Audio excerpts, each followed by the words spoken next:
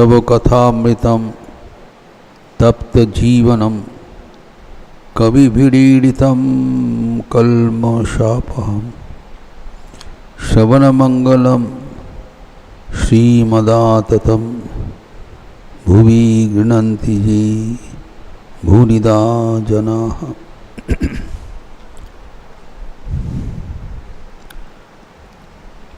Let us resume the discussion of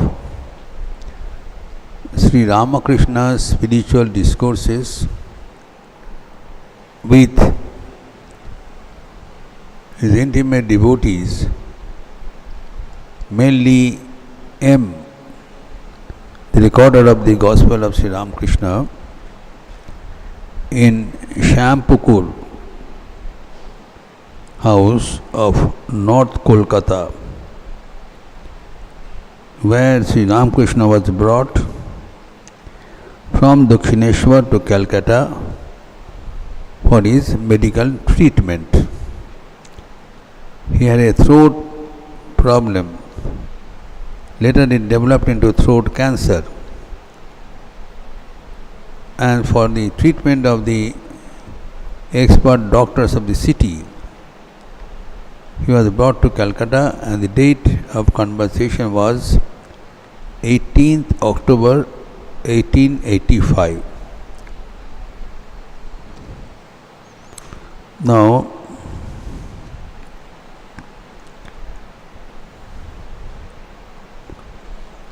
M was summarizing the message of Sri Ramakrishna and reporting to Sri Ramakrishna himself. It's very interesting. M was narrating what he understood about the central message of Sri Ramakrishna. And he said, "You have said that there are various ways to see God. Now, this is the central message of Sri Ramakrishna. We have to understand that the coming of Sri Ramakrishna was not an ordinary event. God does not descend on earth every now and then. It takes ages for the time to ripe when it prepares the way of God to appear in the earth. And that is a time of a great benefit for all of us. When God comes, this wave of spirituality throughout the world, a tide. You know, in a river, the flow tide and ebb tide, Jowar Bhata, it doesn't come all the time. When there is flow tide, जब जुआर आता है, then the boats can ply very easily. They can take the advantage of the current, of the wave.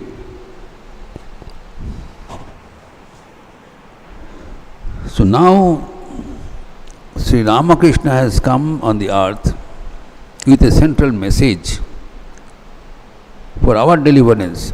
हमारे लिए फायदामंद है. It is foolish on our part to ignore the clarion call of Sri Ramakrishna. He is calling us, and his mouthpiece is Swami Vivekananda. Sri Ramakrishna gives a central message, and the loudspeaker is Swami Vivekananda. He is doing the broadcast of the central message. And the central message is very simple. The goal of life is to see God. We all have decided the goal of our life. Everyone has set a goal of our life. And as soon as that goal is achieved, we set a fresh goal.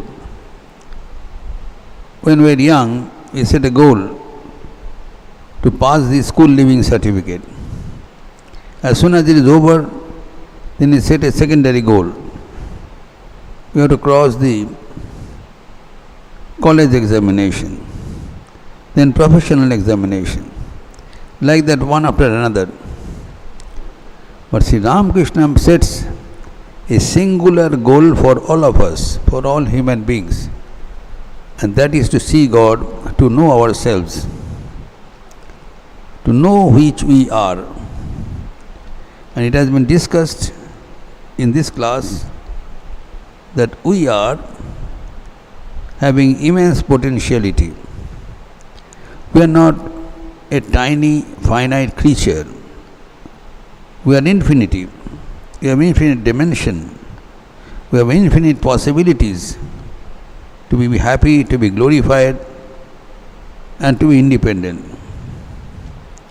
But that is in a potential form, dormant form. The goal of life is to realize our true identity, which is Satchidanand, knowledge absolute, existence absolute, bliss absolute. Now here Sri Ram, the M says, you have said, there are various ways, you have said, Mantra Sri Ramakrishna has said, there are various ways to reach that goal. It's not that there is only one way. Various ways are there. The various ways are called yoga. Yoga is Sanskrit words, means addition, union. What is this union? Union of the individual self with the universal self. Individual, the union of Jiva with God. We want to get united with God. That is yoga. And in Sanskrit, the way by which we reach the goal, that is also called yoga. Yoga has two meanings. One is the union, the goal, union of ourselves with God. That is the goal. And the way by which we can reach that goal, that is also called yoga. So there are various ways, like reaching the goal by pursuit of jnana, knowledge, is called jnana yoga. By reaching the goal by doing work is called karma yoga. By reaching the work by meditation, there is also another way, that is called dhyana yoga. And reaching the goal by devotion, there is bhakti yoga, another yoga. Broadly, 4 yogas are mentioned: jnana, karma, bhakti, yoga. M summarizes this and says to Sri Ramakrishna, you have been telling us to reach the goal, and broadly there are 4 specialities, and anybody can follow any one or the other and reach the goal. That is the gist of our pursuit. There is just a spiritual life. There is nothing more, nothing complicated. You don't have to mug or रटना कुछ नहीं है. Simple सफ़ेद है आध्यात्मिकता. इस मानव जीवन में आनंद पाना है. We are all after happiness, but unfortunately we do not know what is happiness. बड़ा विचित्र है. We are after happiness, मुझे पता ही नहीं आनंद किसको कहलाता है. आनंद का 3 डायमेंशन होना चाहिए. We are all intelligent people. You must understand. Whatever is being offered as a package of Ananda is all bogus. धोखाधड़ी है. We are being cheated every day. Being intelligent, we are not able to decipher what is Anand. Anand must have 3 dimensions. If something is conforming to these 3 conditions, accept it. If not, reject it as poison. He is being cheating. We are being constantly cheated from birth to death. But we are intelligent people. Our intelligence is sold out for the world. We never apply it for ourselves. That is the tragedy of life. So it is told we must be discriminative, vicharshil. Every one of us has viveka, power of discrimination, a जांच सबके भीतर है. It should be utilized for our own benefit. So what is that? We want to be happy. Now what is the condition, parameters to be happy? Number one, it should not be limited. Whatever is limited, that is not happiness. That is trishna, that is appetite, that is thirst, that is not satiation. Anand should be complete, not half-fed. Ananda is not thirst. Ananda is fulfillment. And what is that? It should be without limit. आनंद ऐसी होना चाहिए जिसको अंत नहीं होगा, अनंत होना चाहिए, infinity, first condition. Or if there is any anand, that should be without bounds, unlimited. Number one. Secondly, it should be nirantar, continuous. We get unlimited joy in the morning, and in the evening we are totally in distress. That is an anand. It should be without bounds and continuous. Not only continuous, it should be constantly increasing dimension. In the world, whatever joy we get, it has an ascending and descending curve. You can verify. Whatever sensual joy you know about, it has an ascending and descending curve. It rises to a point and then descends. It's not continuously rising. Continuously rising is called exponential curve. And it is up and down. That is not joy. The real joy should be continuously increasing without break. Nirantar. और अनंत. अनंत होना चाहिए, निरंतर होना चाहिए. And thirdly, it should be never ending. बराबर होना चाहिए. It's not that we have given anand for a fixed period. In the world, we are giving anand. We get anand, physical anand, a limited period, only for the youth period. As soon as we cover the youth, anand is gone. Then we have drudgery of old age and disease. In this world, whatever package of ananda we get is all cheating, because it is limited. Anand is achieved only when we are young, we are active, we are dynamic. When you are in old age, then the anand is gone. That is not ananda. So the joy of spirituality satisfied all these conditions. It is unending, it is infinite, it is continuous. Now that is the goal of life. Sri Ramakrishna says, he is not telling anything unreasonable. He is telling whatever we would like to have. Everyone would like to have this state. So here M says that you have earmarked, this is the goal of life, to realize God, to realize that joy. God is that Satchidanand, bliss personified. To realize God means to get that taste of joy, the Adhyatmik Anand. Now first of all they said that one way is Jnana Yoga, by discrimination. You have seen last week that Jnana Yoga is a theoretical proposition. It is not practicable for us. We cannot realize God through Jnana Yoga because the preparation, everything has a prerequisite. If you want to study in the college, you must have a prerequisite of completing your high school. Without completing of high school, you cannot get any university. No, it is not permissible. So for Jnana Yoga, there is a level of adhikari, those who are fit to pursue Jnana Yoga, and we have seen that adhikari, the list of the qualifications to pursue Jnana Yoga is beyond our exception, beyond our reach. It takes years of study, then purity of mind, then completion of all duties, and then vairagya, vivek, vichar is an unending requirement, and it is not possible in this short life to achieve. Theoretically, it is good to know what is Jnana Yoga, and it is good to know that it is not for us. Then what is the way out? Next channel, alternative, is Karma Yoga.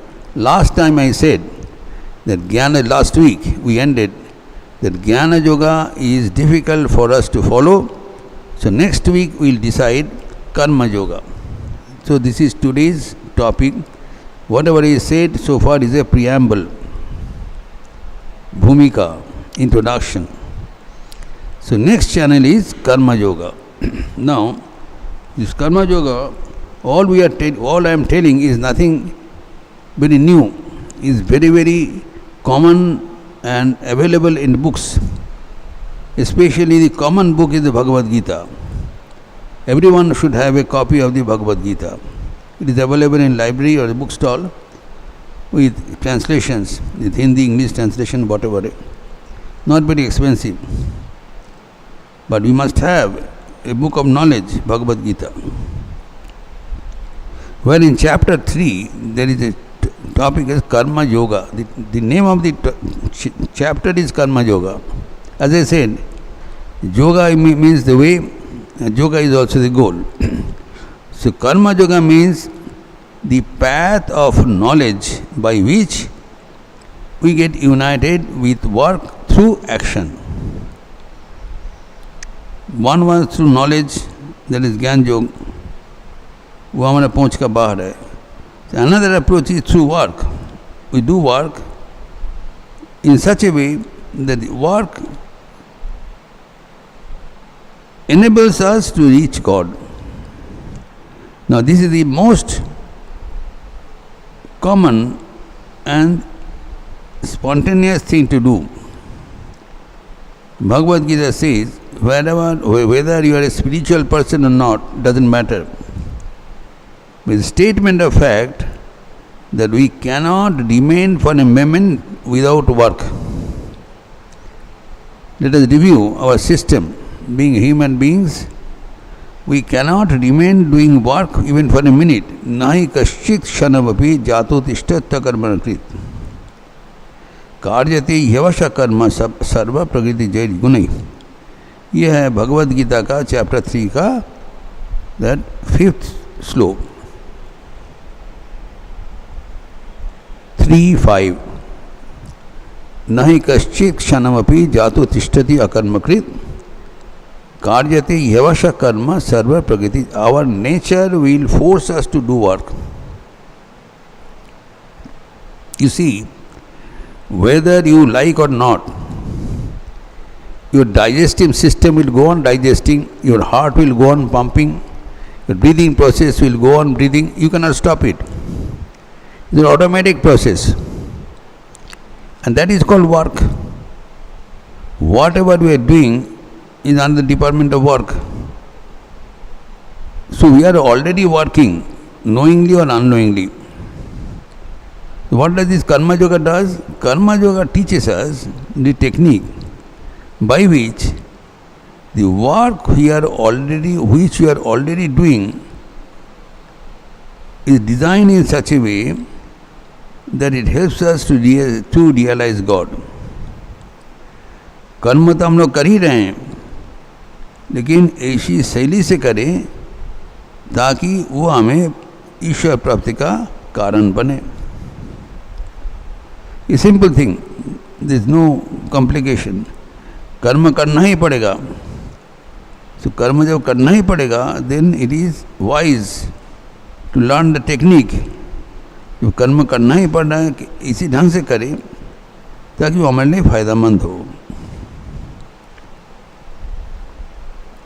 Now, next point जो बोला है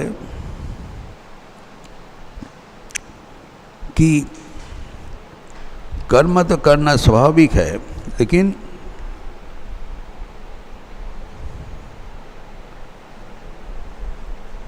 निरंतर कर्म करना ही पड़ेगा। देखिए difficulty क्या है, डिफिकल्टी हो रहा है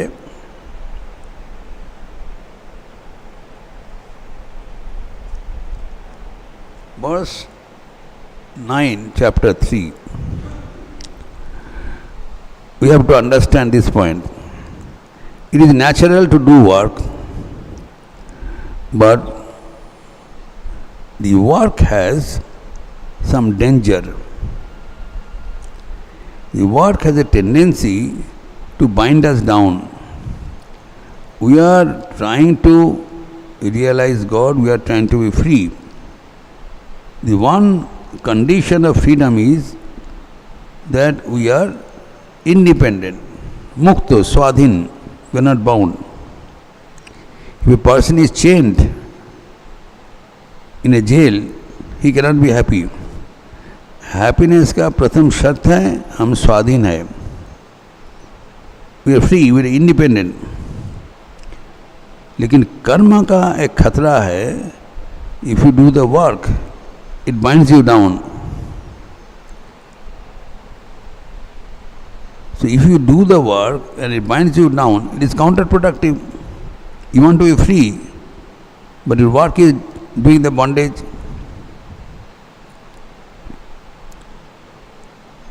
So we have to do work carefully. That's why this Bhagavad Gita says, Yogaha karmasu kaushalam. Remember this. Karmasu kaushalam. We have to do the work in such a way, in an expert way, so that it becomes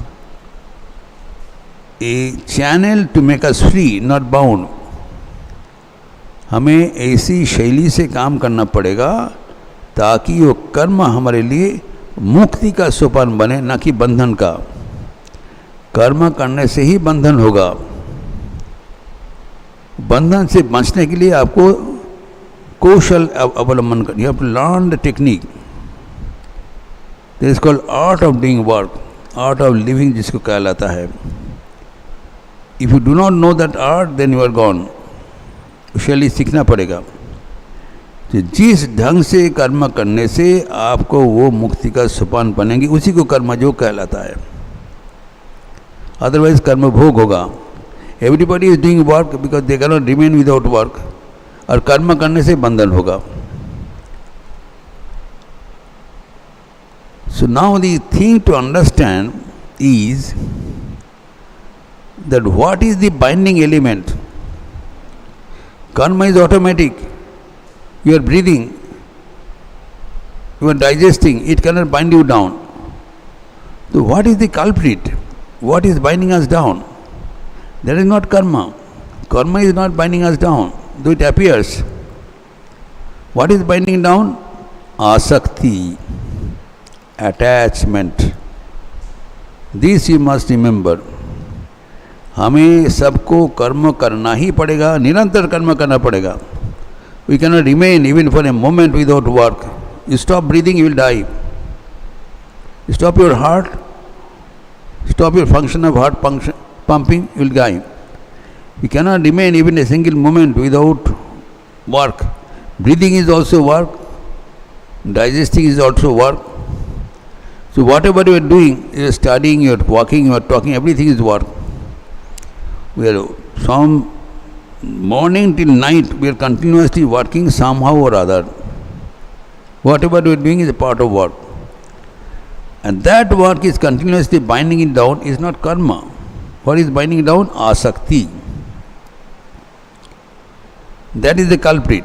What is the asakti? Attachment. A wrong notion that I am doing the work. And the work is being done for my sake. I want to get the results I am doing the work to gain the result. A result-oriented work makes us bound. तो कर्म करने से दो आसक्ति होता है, कर्मासक्ति, फलासक्ति. The attachment for the fruits of action, the attachment for being the ego, vanity, that I am a great worker, see how much I am doing. So the inflation of your ego is one attachment, and enjoyment of the fruit of action is another attachment. Now it's a difficult thing to understand that it is being told that you do the work, but don't worry about fruit. Then why should you work? अगर आपको कोई कह दे तुम पढ़ाई करो, तुम पास करो, fail करो, उसमें मत देखो, तुम क्यों पढ़ाई करोगे? You have to understand that what is being told. This is being told, you do the work, and there it ends. The work will automatically fetch you the fruit, whether you ask it or not, you expect it or not. If you sincerely do your work will automatically generate fruit. For that you need not waste your time or energy or interest. While doing the work, you continuously calculate, ये करने में हमारा क्या फ़ायदा है, करने में अगर नुकसान होगा क्या था. So you waste your present, the result when will come in future. Presently you are not getting any result. Presently you have to do the work. But you are wasting by thinking about your future in the fruit. But karma yogi will never do. He will invest all his time and energy for doing the work as best as possible and leave the fruit on its own. Fruit will automatically come. अगर आप अच्छा कर्म करोगे अच्छा फल होगा ही. Nobody can stop it. अब अच्छा फल में मिलेगा ये सोचते हुए कर्म करोगे, कर्म अच्छा नहीं बनेगा. यही है शैली. जब निरंतर कर्म करना पड़ेगा, कर्म किया जाए लेकिन आसक्तिहीन होकर कर्म करे. Do the work without attachment. Then the work will become perfect and work will lead you to the goal wherever you are trying to go. So this is called the journey from bondage to freedom, and the method is called karma yoga. This is the initial period to understand. In the Bhagavad Gita it has been discussed at length. It is necessary to understand the topic so that we can implement in our life and become successful in life. In short, as a summary, let us understand that we are required, we are bound to do the work continuously. So we must learn how the work should be done so that it becomes advantageous for us. It becomes a bridge for us to reach our goal. And for that the secret is do the work without attachment. Give your heart and soul. When you are studying, give your heart and soul to the study. Don't think anything else. Daily सोचने का बात नहीं. अगर हम पढ़े तो खुद पास करेंगे, ये डिग्री मिलेगा तो क्या करेंगे, ये बेकार बात है. जब पढ़ाई कर रहे हो, whatever you are doing, पढ़ाई कर रहे हो, काम कर रहे हो, खेल रहे हो, पूरा मन धन लगा के काम, उसमें काम सबसे अच्छा होगा. The secret, the work you can give the best of you by putting your entire mind and knowledge, mind and interest on the work alone. That is called karma yoga. And do not meddle your mind that I am doing the work, I am the doer. You have nothing to do. Your whole energy, ego should be employed to make the work full, perfect. You are not the doing work. Work is being done by God. Just imagine, you are not breathing, you are not pumping your heart. Heart is being automatically pumped. If you foolishly think that I am pumping my heart, there is totally foolish thing. Heart is being pumped on its own. Where are you? If you sleep, heart will pump. If you are awake, heart will pump. So your work, whatever is being done automatically. So you engage your entire mind, body and interest to make the work as perfect as possible. And automatically the good result will come. So you are not the doer, number one, and you are not here, you are not interested to get the fruit of work. Fruit of work is automatic. Whether you are asking for it or not, it will be available to you. If you are doing good work, good result is inevitable. It is waiting for you. You need not ask for it. So while doing the work, you should get rid of these two attachments, karmasha and phalasha. That I am the doer and work is for me. No. Neither I am the doer, nor the work is meant for me. I am here to do the work only. Period. The rest will take care of myself, and that work will become karma yoga and enable me to see God in this very life.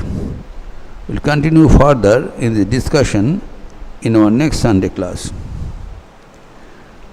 Niranjanam nityam ananta rupam bhaktanukampa dhrita vigraham vai Ishāvataram parameshamidyam tam Ramakrishnam shirasa namama. Om Shanti Shanti Shanti Hari Om Tat Sat Shri Ramakrishna Arpanamastu. Any question?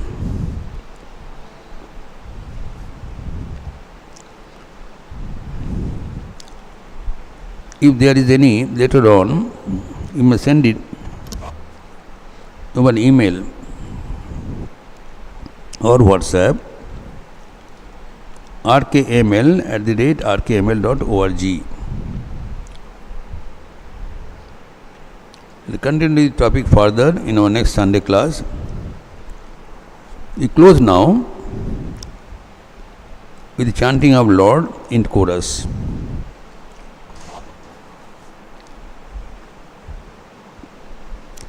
Hari Om Ramakrishna, Hari Om Ramakrishna, Hari Om Ramakrishna, Hari Om. Hari Om Ramakrishna, Hari Om Ramakrishna, Hari Om Ramakrishna, Hari Om. Hari Om Ramakrishna, Hari Om Ramakrishna, Hari Om Ramakrishna, Hari Om. Hari Om Ramakrishna, Hari Om Ramakrishna, Hari Om Ramakrishna, Hari Om. Hari Om Ramakrishna, Hari Om Ramakrishna, Hari Om Ramakrishna, Hari Om. Hari Om Ramakrishna, Hari Om Ramakrishna, Hari Om Ramakrishna, Hari Om. Hari Om Ramakrishna, Hari Om Ramakrishna, Hari Om Ramakrishna, Hari Om. Hari Om Ramakrishna, Hari Om Ramakrishna, Hari Om Ramakrishna, Hari Om. Hari Om Ramakrishna, Hari Om Ramakrishna, Hari Om Ramakrishna, Hari Om. Hari Om Ramakrishna, Hari Om Ramakrishna, Hari Om Ramakrishna, Hari Om. There are two announcements. One is, tomorrow there is a special festival in the mutt, Kali Puja, Phalaharini Kali Puja or Shoroshi Puja. Srima Sharda Devi was a manifestation of the Divine Mother. The details will be discussed at length in the evening after Arati through a lecture. I will give the lecture. So, tomorrow it is scheduled. So, those who have come, you can come early, but all are welcome. In the evening, program in the evening, I have forwarded the program over our YouTube channel and WhatsApp. And secondly, you might be interested to know that we are doing this chanting. ये जो chanting हम करते हैं, कहाँ से है? तो ये तो यहाँ पर सुनाई नहीं जाता है. ये ट्यून हम कहाँ से लाया? You know, I went to foreign country for my studies. So returning from America, I went to Europe and visited our European centers. There is a center near France, Gretz. In the morning, the French people do meditation in our ashrama, and daily they chant this song in this tune. It's wonderful. Early morning, they all, boys and girls, sit together and they chant this in their French accent, Hari Om Nam Krishna, Hari Om Nam Krishna. Very nice. And it's a very sonorous tune. So I feel that we should do it and get the blessings of the divine. Thank you.